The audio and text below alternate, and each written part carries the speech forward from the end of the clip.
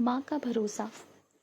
घर घर जाकर बर्तन मांजकर अपना और बेटे का गुजारा करने वाली माँ को एक दिन बेटे ने टीचर का दिया हुआ एक पत्र थमाते हुए कहा, अध्यापक ने यह पत्र आपको देने के लिए कहा है माँ। उन्होंने कहा है तुम इस पत्र को अपनी माँ को दे देना।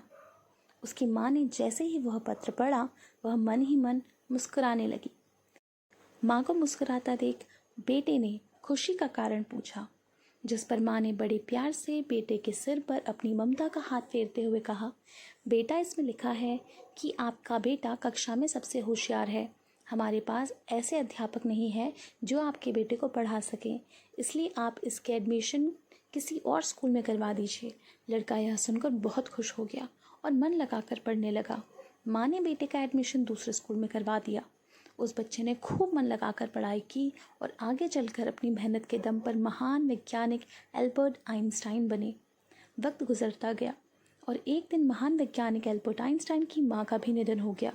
माँ की मृत्यु के बाद जब एक दिन आइंस्टाइन ने माँ की अलमारी खोली तो पाया उसमें उनके टीचर का लिखा वही पत्र था जो उन्होंने कभी अपने इस छोटे से बच्चे को उसकी माँ को देने के लिए कहा था। आइंस्टाइन ने वह पत्र खोला और पढ़ने लगा। ये बताते हुए हमें बहुत दुख है कि आपका बेटा पढ़ाई लिखाई में बहुत ही कमज़ोर है।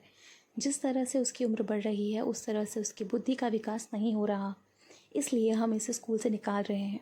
आप इसका एडमिशन किसी दूसरे स्कूल में करवा दीजिए, नहीं तो घर में इसे पढ़ाइए।